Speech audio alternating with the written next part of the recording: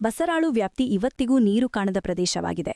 ಅದರ ಪರಿಹಾರಕ್ಕೆ ಕಾವೇರಿ ನೀರನ್ನು ಬಸರಾಳು ಪ್ರದೇಶಕ್ಕೆ ತಂದು ಬಸರಾಳು ವ್ಯಾಪ್ತಿಯನ್ನು ನೀರಾವರಿ ಪ್ರದೇಶ ಮಾಡಲು ರು 200 ಕೋಟಿಯ ಯೋಜನೆ ರೂಪಿಸಲಾಗಿದೆ.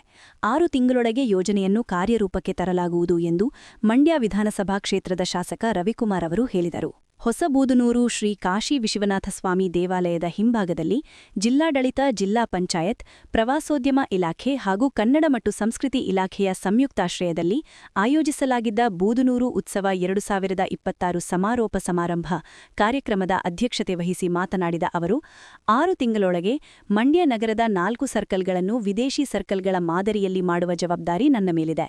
ಬೂದನೂರಿನಿಂದ ಇಂಡುವಾಳುವರೆಗೂ ರಿಂಗ್ ರೋಡ್ ನಿರ್ಮಾಣ ಮಾಡಲು ಕೇಂದ್ರ ಹಾಗೂ ರಾಜ್ಯ ಸರ್ಕಾರದಿಂದ ರು 350 ಕೋಟಿ ಯೋಜನೆಯನ್ನು ರೂಪಿಸಲಾಗಿದೆ. ಯುವ ಕ್ರೀಡಾಪಟುಗಳಿಗೆ ಉತ್ತೇಜನ ನೀಡಲು 6 ಕೋಟಿ ವೆಚ್ಚದಲ್ಲಿ ಹೊಸ ಕ್ರೀಡಾಂಗಣ ನಿರ್ಮಾಣ ಮಾಡಲು ಅನುದಾನ ಬಿಡುಗಡೆ ಮಾಡಲಾಗಿದೆ. ಅಂತಾರಾಷ್ಟ್ರೀಯ ಕ್ರೀಡಾಕೂಟಗಳನ್ನು ಆಯೋಜನೆ ಮಾಡಲು ಸೂಕ್ತವಾದ ಹಾಗೂ ಸುಸಜ್ಜಿತವಾದ ಕ್ರೀಡಾಂಗಣವನ್ನು 6 ತಿಂಗಳ ಒಳಗಾಗಿ ನಿರ್ಮಾಣ ಮಾಡಲಾಗುವುದು ಎಂದು ತಿಳಿಸಿದರು. ಬೂದನೂರು ಉತ್ಸವ ಇವತ್ತಿಗೆ ಕೊನೆಗೊಳ್ಳುತ್ತದೆ.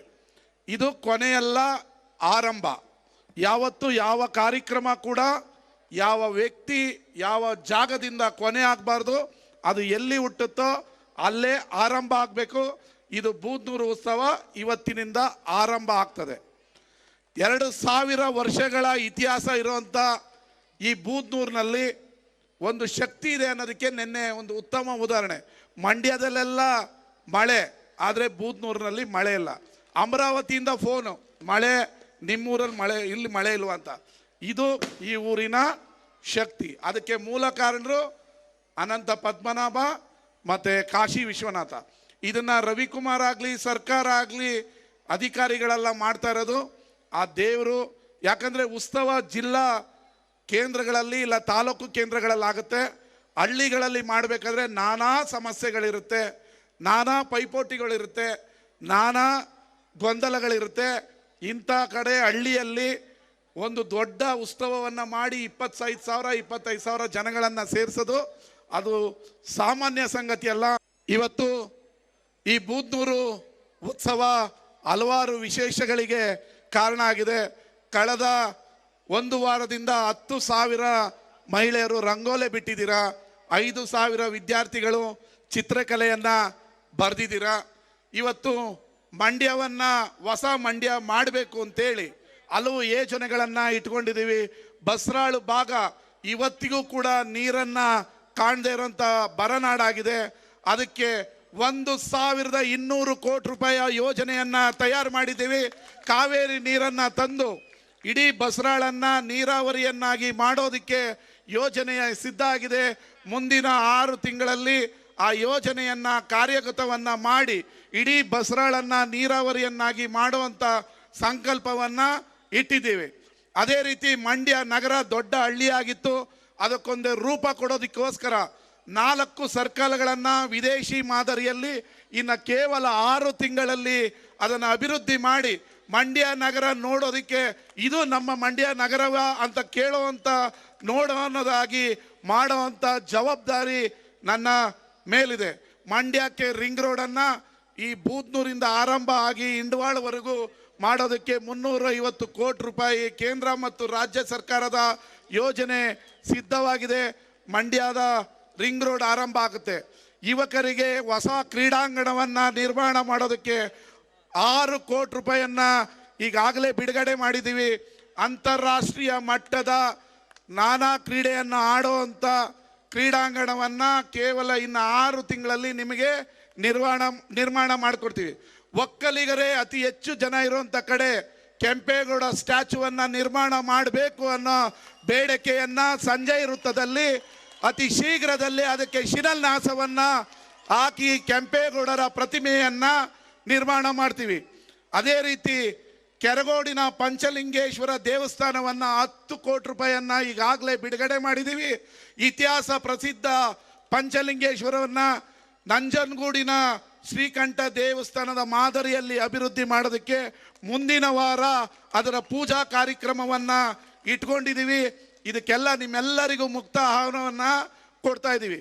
ಅದೇ ರೀತಿ 250 ಕೋಟಿ ರೂಪಾಯಿಯಲ್ಲಿ ಮಂಡ್ಯದ ನಾನಾ ನಾಲೆಗಳನ್ನು ಅಭಿವೃದ್ಧಿ ಮಾಡಿ ನಿಮಗೆ ನೆಮ್ಮದಿಯಾಗಿ 50 ವರ್ಷ ನಿಮ್ಮ ಗದ್ದೆಗಳಿಗೆ ನೀರು ಹೋಗೋದಿಕ್ಕೆ ನಾನು ಇರ್ಬೋದು, ಇನ್ನೊಬ್ರು ಬರ್ಬೋದು, ಆದರೆ ನಾವು ಮಾಡೋ ಕಾರ್ಯ 50 ವರ್ಷ ನಿಮ್ಮನ್ನ ನೆನೆಸ್ಕೋಬೇಕು. ನೀವು ಅನ್ನ ಚಿಕ್ಕಬಳ್ಳಾಪುರ ವಿಧಾನಸಭಾ ಕ್ಷೇತ್ರದ ಶಾಸಕ ಪ್ರದೀಪ್ ಈಶ್ವರ್ ಅವರು ಮಾತನಾಡಿ, ಯುವಜನತೆ ಬದುಕಿನಲ್ಲಿ ಸಾಧನೆ ಮಾಡಲು ಧೈರ್ಯ ಮತ್ತು ಏಕಾಗ್ರತೆ ಅಗತ್ಯ. ಯುವಕರು ತಮ್ಮ ತಂದೆ ತಾಯಿಯನ್ನು ಗೌರವದಿಂದ ಕಾಣಬೇಕು. ಪೋಷಕರಿಗೆ ಗೌರವ ಕೊಡದೆ ಬದುಕಿನಲ್ಲಿ ಯಶಸ್ಸು ಸಾಧ್ಯವಿಲ್ಲ. ಯುವಜನತೆ ಪ್ರೀತಿ ಪ್ರೇಮದಿಂದ ದೂರ ಉಳಿದು ಬದುಕು ಕಟ್ಟಿಕೊಳ್ಳಿ ಎಂದು ಹೇಳಿದರು. ಮನೆಯೊಳಗೆ ಬರ್ತಾರೆ, ಏನು ಶ್ರೇಷ್ಠತೆ ಸರ್ ನಮ್ದು. ತಿಥಿಯಲ್ಲಿ ಊಟ ಮಾಡಲ್ಲ ಅಂತಾರೆ, ಆ ಮನೆಯಲ್ಲಿ 100 ಸಲ ಊಟ ಮಾಡಿರ್ತಾರೆ. ಜಮೀನೇನಾದ್ರೂ 4-5 ಕೋಟಿ ಹೋದ್ರೆ ಸೆಂಟರಲ್ಲಿ ಹಾಕೋದೇ ಇಲ್ಲ, ಮೂಲೆಯಲ್ಲೆತ್ತು ಬಿಸಾಕ್ತಾರೆ. ಮೂಲೆಯಲ್ಲಿ 4 ಕುಂಟೆ ವೇಸ್ಟ್ ಆಗುತ್ತೆ ಅಂದ್ರೆ ಜನರಲ್ ಸ್ಮಶಾನಕ್ಕೋ ಬರ್ನಿಂಗ್ ಸೆಂಟರ್ಗೋ ಕರ್ಕೊಂಡೋಗಿ ಬಿಸಾಕ್ತಾರೆ. ಯಾವ ಕಾರಣಕ್ಕೆ ಬದುಕ್ತಾ ಇದ್ದೀವಿ? ಇರೋಷ್ಟು ದಿನ ನೆಮ್ಮದಿಯಾಗಿರೋದು. ದಯವಿಟ್ಟು ಹಿರಿಯರು ಇದನ್ನು ಅರ್ಥ ಮಾಡ್ಕೋಬೇಕು. ಹಿರಿಯರು ಇದನ್ನು ಅರ್ಥ ಮಾಡ್ಕೊಂಡ್ರೆ ಬದುಕು ಚೆನ್ನಾಗಿರುತ್ತೆ. ಇನ್ನು ನಮ್ಮ ಯಂಗ್ಸ್ಟರ್ಸು ಏನೊಂದು 16-18 ವರ್ಷ, ಏನು 16ರಿಂದ 18 ವರ್ಷ, ನಮ್ಮಪ್ಪ ಗ್ರೇಟ್. 18ರಿಂದ 25 ವರ್ಷ ನೀನು ಸುಮ್ಮನೆ ಇರಪ್ಪ.